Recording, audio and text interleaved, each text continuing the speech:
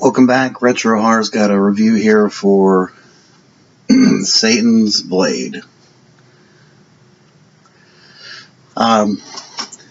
This is one of those 80s slasher films that was popular with the video VHS and Beta back in the 80s. If you were a teenager of the 80s, this was one of those films that came out with a slew of other horror slash related films that had a great picture. You know, it was one of those deals where you had the great cover and not so great movie.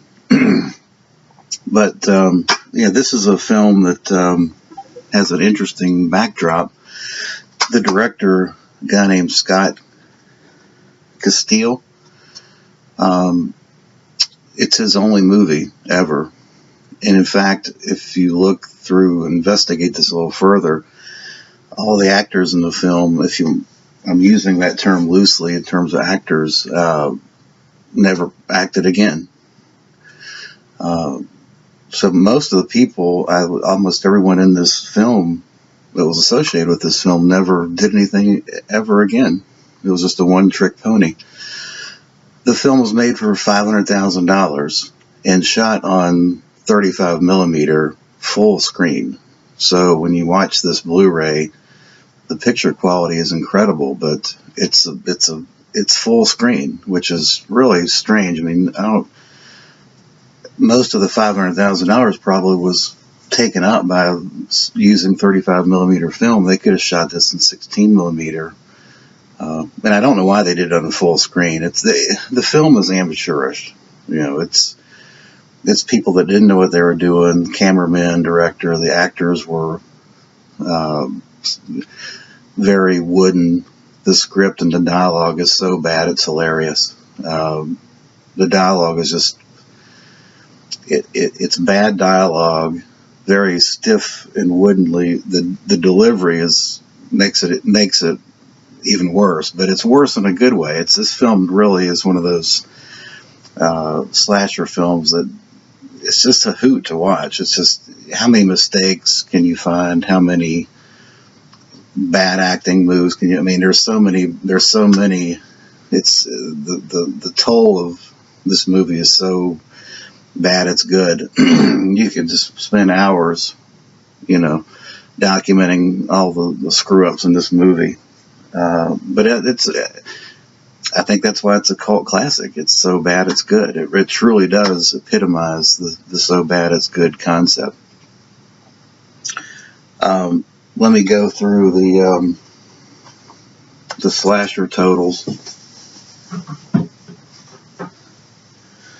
I kept a record of all the cheesy moments, a la Joe Bob Briggs. Let me run through those. So the movie opens up with a robbery, and two girls get shot. And in the next scene, it turns out that the robbers are girls, and that's your big flip there. But I give it a point for that. One of the robbers has pouty titties. I gave that a 1. The killer, one of the partners kills her partner, the pouty titties, with a gunshot, and this is a great example of the lack of special effects. There are no real special effects in this. Everything is cutaways. And anyway, she shoots her partner with the gun, and you see one real dribble of blood down the middle of her chest. I mean, nothing. It's, Anyway, that's a point. Then Ruth gets stabbed in the back, supposedly by the real killer of the movie. The movie is basically a Friday the 13th ripoff, which is once you get past this subplot of the robbery, you move things into the normal venue of the woods and a killer on the loose, and the killer's got a grudge against anyone that's on his property or trespassing in this mountainous area, which happens to be in California, Bear Big Bear, California. There's a really good dream sequence in this film with a troll-like looking killer, which I assume is an attempt to kind of veer you off from the actual killer, but it's a really good scene, and they've got a shadow stabbing, that was excellent. I gave that 2 points. I'm gonna dock this film 2 points, correspondingly 2 points for Scott's annoying friend that thinks he can play the piano. The piano score in this is horrible. I mean, I just want to kill the guy that did this, and thankfully I don't think he's ever done anything again, because it's horrible, and I give it a -2 for that. And it's a great example of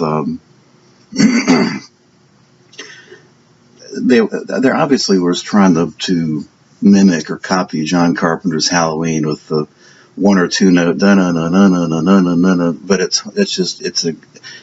it's interesting, the magic of such a simple couple of notes done by, say, a John Carpenter versus the ineptitude of this guy. I mean, it's both scores, the Halloween and this one, is simple, 1, 2 little notes, but one is done with magic and the other is ineptitude, to the point of it just makes you want to put your head through a wall. It was horrible.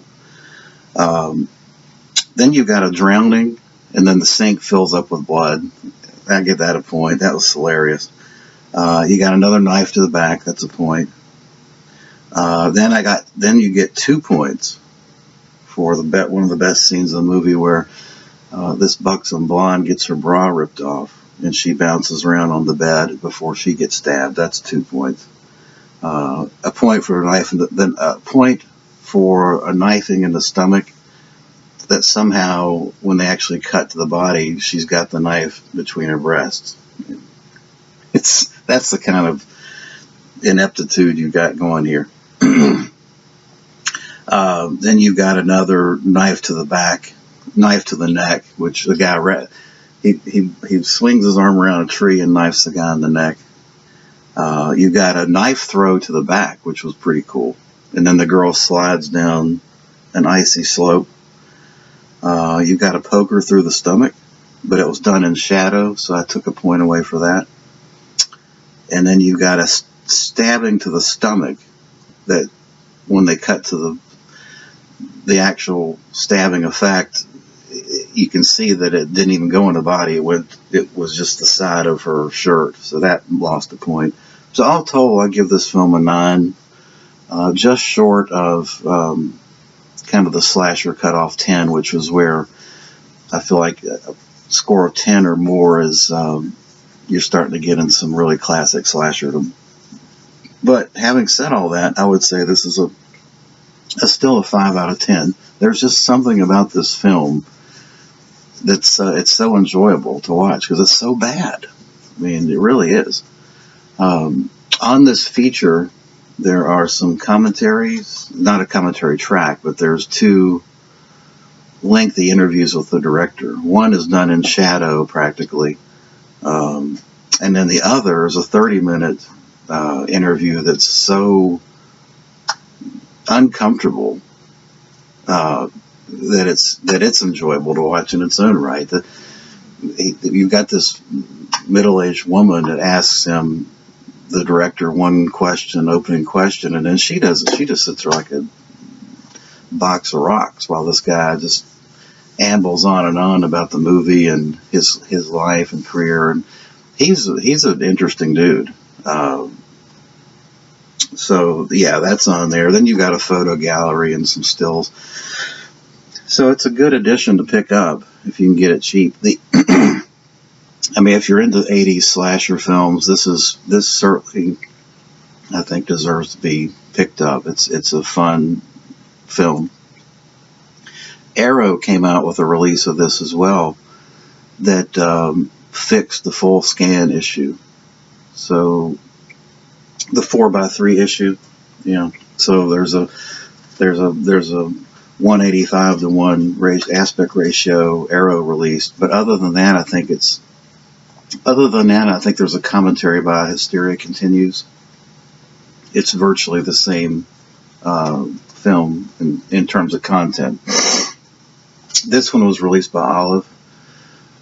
So I'm not going to double dip. I mean, I'm happy with this. I wouldn't mind hearing Hysteria Lives group talk about the film, but you can listen to their podcast. They talk about it as well. So I would say pick up Arrow or this, but I'm not going to double dip. I like the movie and it's fun, but I'm not obsessed with it. So anyway, that's all for this review of Satan's Blade.